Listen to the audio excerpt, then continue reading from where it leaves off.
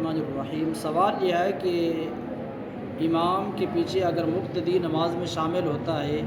امام سب 2 رکعتیں پڑھ چکے ہیں، تو مقتدی امام کے ساتھ شامل ہوا،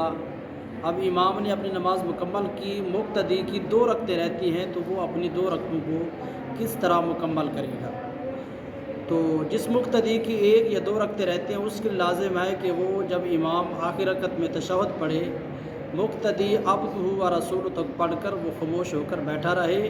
امام کے سلام کا انتظار کرے۔ جب امام سب سلام پھیر دے تو پھر مقتدی اللہ اکبر کہتے ہوئے وہ کھڑا ہو جائے، تو اس کی جو آخری 2 رکعتیں رہتی ہیں وہ تعداد کے اعتبار سے اس کی تیسری رکعت ہوگی، اور قرات کے حوالے سے اس کی پہلی رکعت ہوگی۔ یعنی اس کی جو آخری 2 رکعتیں رہتی ہیں وہ ان کی ابتدا یوں کرے گا، سب سے پہلے وہ ثنا پڑھے گا، پھر اس کے بعد تعوذ پڑھے گا، پھر اس کے بعد سورۃ فاتحہ، پھر اس کے بعد چھوٹی سورت پڑھے گا، پھر رکوع اور سجدے کے بعد پھر دوسری رکعت کے لیے جب کھڑا ہوگا تو سب سے پہلے سورۃ فاتحہ کی تلاوت کرے گا،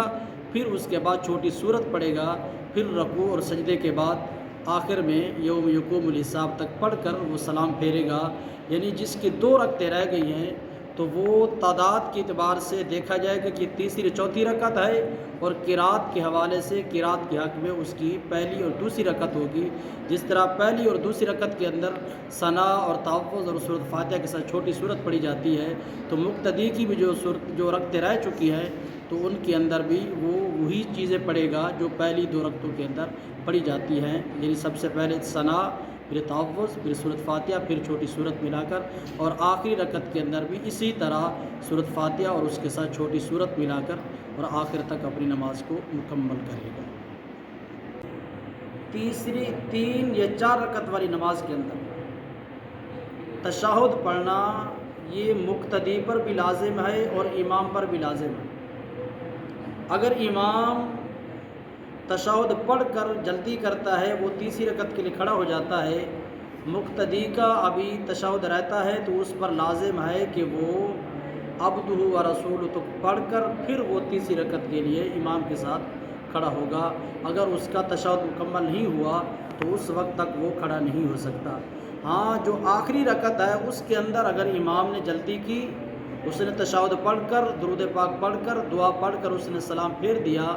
مقتدی تشہد پڑھ چکا ہے، ابھی درود پاک پڑھ رہا ہے یا دعا پڑھ رہا ہے یا اس کا درود پاک رہتا ہے یا اس کی دعا رہتی ہے، تو وہ اگر امام کی اقتدا کرتے ہوئے سلام پھیر دیتا ہے تو اس کی نماز مکمل ہو جائے گی۔ یعنی دوسری رکعت کے اندر تشہد عبد و رسول تک پڑھنا مقتدی پر لازم ہے، اور آخری رکعت کے اندر اگر اس کا درود پاک رہ جاتا ہے یا اس کی دعا رہ جاتی ہے، وہ امام کی اقتدا کرتے ہوئے سلام پھیر دیتا ہے تو اس کی نماز مکمل ہو جائے گی۔ دعا کے خالق کے کائنات ہم سب کو مسائل سمجھنے کی توفیق عطا فرمائے۔